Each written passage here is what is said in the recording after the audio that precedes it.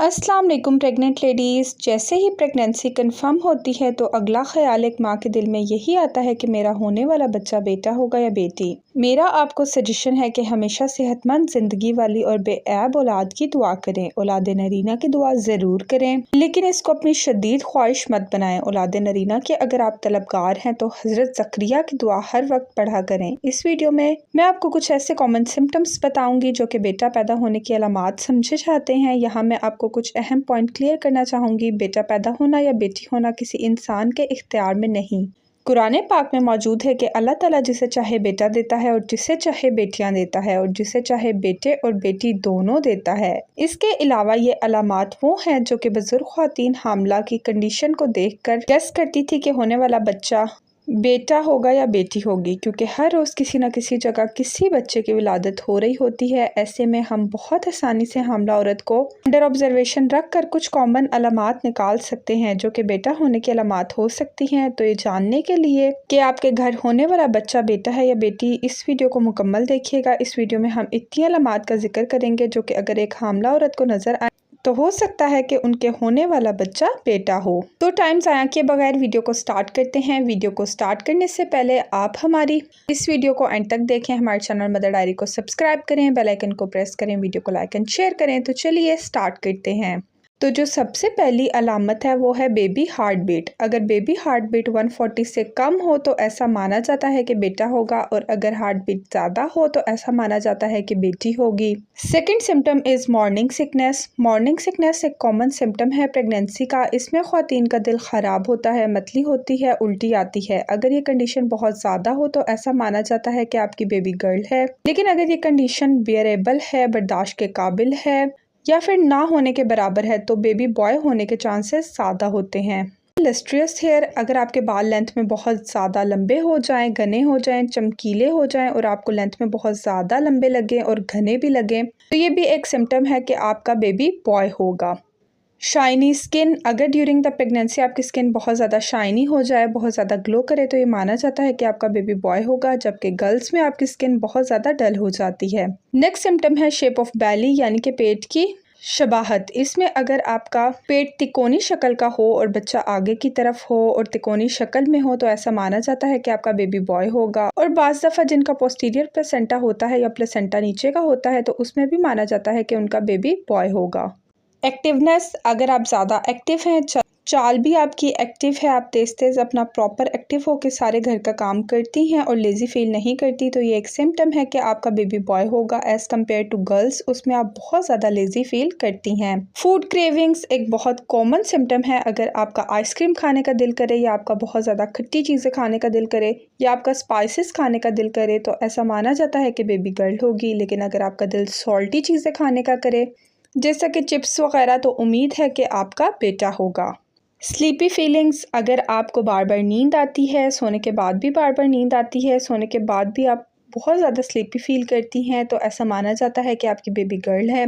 लेकिन अगर आपको बहुत कम नींद आती है, आप बहुत कम सोती हैं, एक्टिव हैं तो ऐसा माना जाता है कि आपका बेबी बॉय होगा।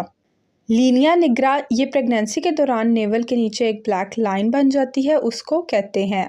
ऐसा माना जाता है कि अगर ये लाइन थोड़ी राइट साइड पर हो तो लड़का होने के चांसेस होते हैं, और अगर थोड़ी लेफ़्ट साइड पर हो तो माना जाता है कि लड़की होने के चांसेस ज़्यादा होते हैं। बिग एपेटाइट, यानी कि भूख का बढ़ जाना, ऐसा माना जाता है कि अगर आपकी भूख बढ़ जाती है, आपको भूख ज़्यादा लगती है ड्यूरिंग द प्रेगनेंसी तो आपका बेबी बॉय होगा। अगर आपको कम भूख लगती है, कुछ खाने का दिल नहीं करता तो ऐसा माना जाता है कि आपकी बेबी गर्ल होगी। नेक्स्ट है बेबी पोजीशन। अगर आपको ऐसा लगे कि बेबी ऊपर की तरफ है या आपको अल्ट्रासाउंड में बताया जाए कि आपकी फंडल हाइट ज़्यादा है यानी बच्चा ऊपर को है तो ऐसा माना जाता है कि बेबी गर्ल है। और अगर बच्चा ज़्यादा नीचे की तरफ है, आपकी ओवल भी नीचे की तरफ है यानी कि प्लेसेंटा, तो ऐसा माना जाता है कि आपका बेबी बॉय होगा। पीएच ऑफ पी या पीएच ऑफ यूरिन, अगर आप एक कप में या किसी भी चीज़ में यूरिन लें और उसके अंदर लिटमस पेपर को ऐड करें, अगर उसका कलर ग्रीन हो जाए तो माना जाता है कि बेबी गर्ल होगी। अगर उसका कलर रेड हो जाए तो माना जाता है कि आपका बेबी बॉय होगा, और अगर कलर एक्वा हो जाए तो माना जाता है कि आपके ट्विंस होंगे। नेक्स्ट है चाइनीज़ बर्थ कैलेंडर। ये एक बहुत पुराना तरीका है ये जानने का कि बेबी बॉय है या बेबी गर्ल। इसमें मदर की एज को, जिस एज में उसने कंसीव किया है और जिस मंथ में बेबी ने डिलीवर होना है, उसको काउंट किया जाता है। अगर उनको काउंट करके रिजल्ट इवन नंबर आए तो माना जाता है कि गर्ल होगी, और अगर ऑड आए तो बेबी बॉय के चांसेस ज़्यादा होते हैं। इसके अलावा एक ओल्ड वाइफ टेल ये भी है, अगर आप एक प्रेग्नेंट लेडी को बगैर बताए एक चाबी यानी की पकड़ाएं, और अगर वो उस चाबी को सर की साइड से यानी हेड की साइड से पकड़े तो माना जाता है कि उसका बेबी बॉय होगा, और अगर नीचे की तरफ से पकड़े तो माना जाता है कि उसकी बेबी गर्ल होगी। इसके साथ साथ बहुत इंटरेस्टिंग फैक्ट ये भी है कि अगर कोई ख्वातीन हामला है और उसका हस्बैंड थोड़ा स्किनी हो जाते हैं यानी मोटे हो जाते हैं तो ऐसा माना जाता है कि उनका बेबी बॉय होगा, और अगर आपके हस्बैंड वेट गेन नहीं करते तो ऐसा माना जाता है कि आपकी बेबी गर्ल होगी। और भी इंटरेस्टिंग फैक्ट है कि प्रेग्नेंट लेडी अगर हर काम में पहले सीधा पाँव आगे बढ़ाती है तो बेबी बॉय पैदा होगा, और अगर वो हर काम में उल्टा पाँव पहले आगे करती है तो माना जाता है कि उसकी बेबी गर्ल होगी। साथ ही लेडीज़ की गट फीलिंग भी बहुत स्ट्रॉन्ग होती है। ये भी एक पॉइंट है कि अगर किसी विमेन को ये गट फीलिंग है कि उसका बेबी बॉय है तो अक्सर उनका बेबी बॉय ही होता है,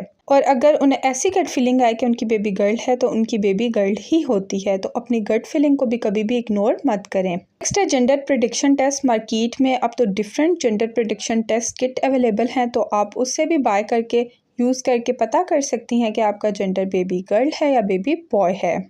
अमाइनोसेंटेसिस ये भी एक तरह का टेस्ट होता है। इस टेस्ट में आपके बच्चे के आसपास जो पानी होता है उसमें से अमाइनो को निकाला जाता है। अमाइनो के अंदर जो डिफरेंट प्रोटीन होते हैं उनको टेस्ट किया जाता है। देखा जाता है कि इस प्रोटीन के अंदर किस चीज़ की मिकदार ज़्यादा है, और उस चीज़ से पता लगाया जाता है कि आपके होने वाले बेबी का जेंडर गर्ल है या बॉय है। नेक्स्ट है अल्ट्रासाउंड, जो कि एक सबसे ज़्यादा एक्यूरेट तरीका है जेंडर को जानने का, और अल्ट्रासाउंड में भी तब कंफर्म होता है कि जब 8वें महीने के एंड पे आपका बच्चा सही से पोजीशन ले ले, तो उस टाइम पे जो डॉक्टर आपको बताती है कि बेटा है या बेटी, तो वो रिज़ल्ट बिल्कुल एक्यूरेट होता है।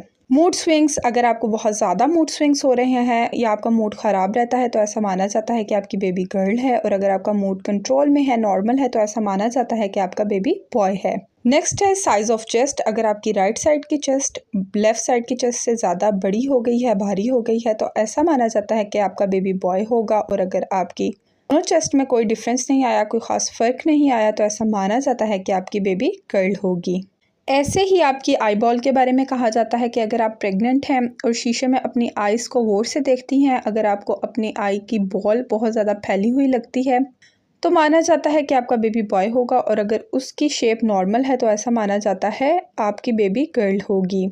नेक्स्ट है कूल फीट। अगर आपके पाँव बहुत ज़्यादा ठंडे रहते हैं, पहले की निस्बत आपके पाँव बहुत ज़्यादा ठंडे हैं, तो ऐसा माना जाता है कि आपका बेबी बॉय है, क्योंकि बेबी बॉय की दफ़ा अक्सर ख़वातीन का टेम्परेचर थोड़ा हाई रहता है, यानी कि उनके हाथ पाँव थोड़े ठंडे रहते हैं। लेकिन अगर आपका टेम्परेचर नॉर्मल है तो ऐसा माना जाता है कि आपकी बेबी गर्ल होगी। नेक्स्ट फैक्ट ये है कि अगर आपकी बॉडी के पार्ट्स यानी कि आपके लेग्स पर या आपकी बेली पर हेयर ग्रोथ बहुत ज़्यादा हो गई है तो ऐसा माना जाता है कि आपका बेबी बॉय है, क्योंकि बेबी बॉय की दफ़ा आपकी बॉडी ऐसा हार्मोन रिलीज़ करती है जिससे आपकी हेयर ग्रोथ बहुत अच्छी हो जाती है। तो अगर बहुत ज़्यादा अच्छी हो गई है तो ऐसा माना जाता है कि आपका बेबी बॉय है।